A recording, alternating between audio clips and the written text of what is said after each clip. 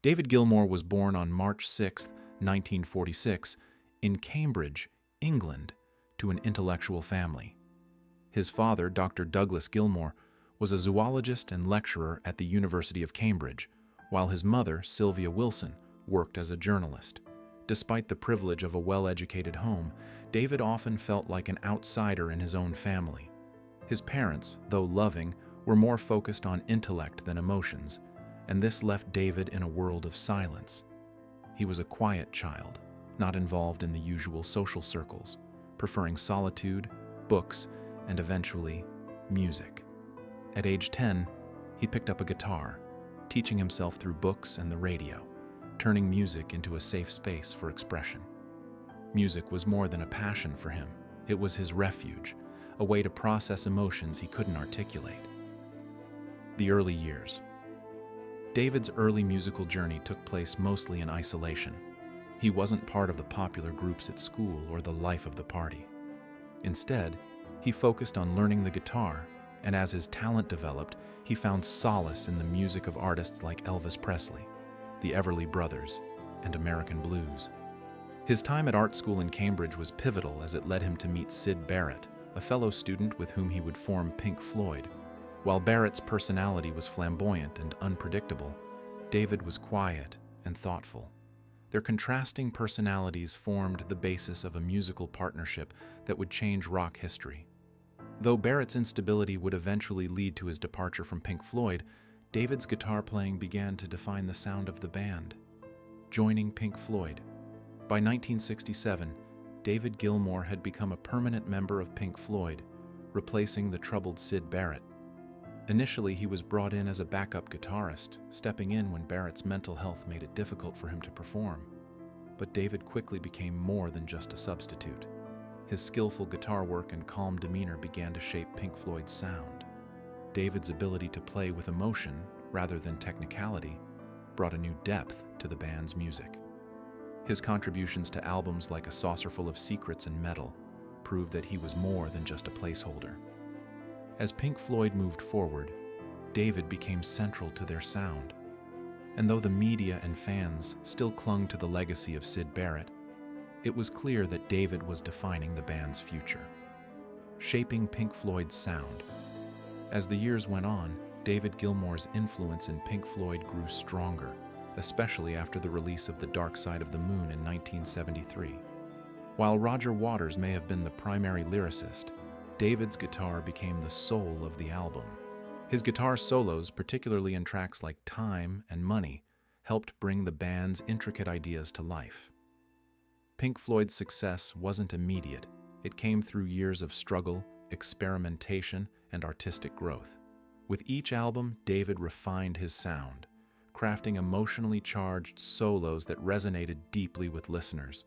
On Wish You Were Here, 1975, David poured his feelings for his former friend, Syd Barrett, into the haunting Shine on You Crazy Diamond, showcasing his ability to convey deep emotion through music rather than words.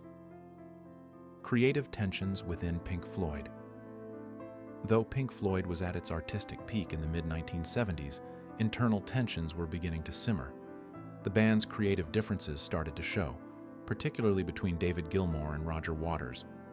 While Roger was increasingly focused on political themes and conceptual storytelling, David preferred to follow his instincts and emotions, pouring his heart into his guitar playing.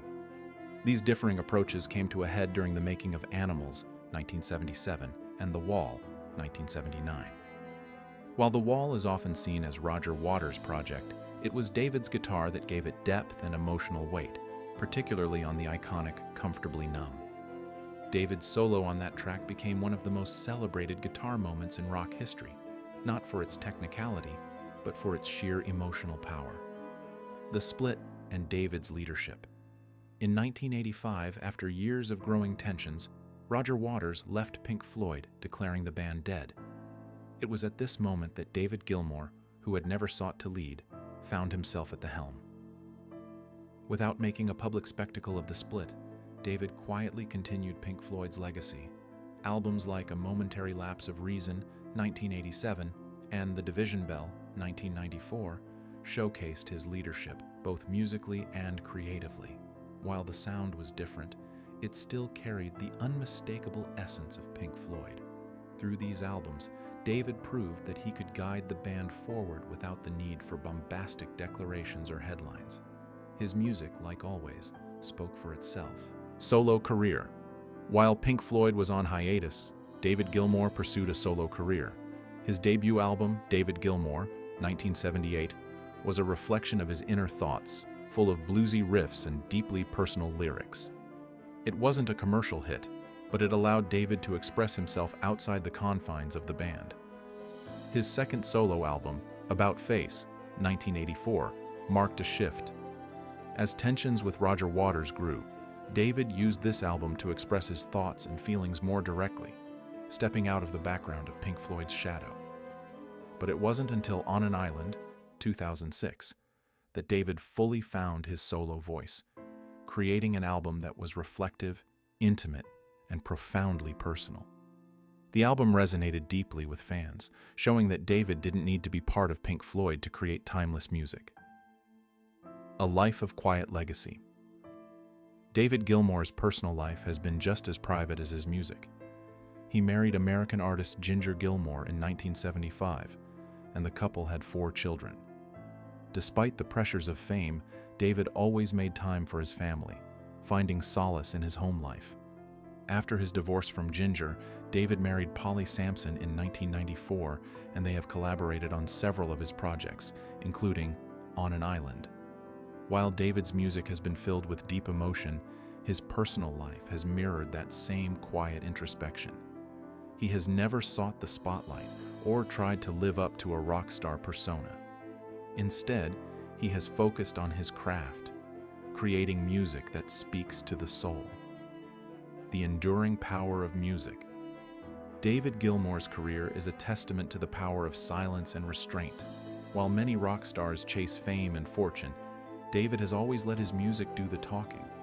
His guitar solos, filled with emotion and precision, have made a lasting impact on music lovers around the world. He has never needed the loudest voice in the room because his guitar has always spoken louder than words. As he continues to perform and create, David's influence is undeniable. He remains one of the few artists who can evoke such powerful emotion with such subtlety. In a world that often values noise over meaning, David Gilmour has proven that sometimes the quietest sound is the one that resonates the most.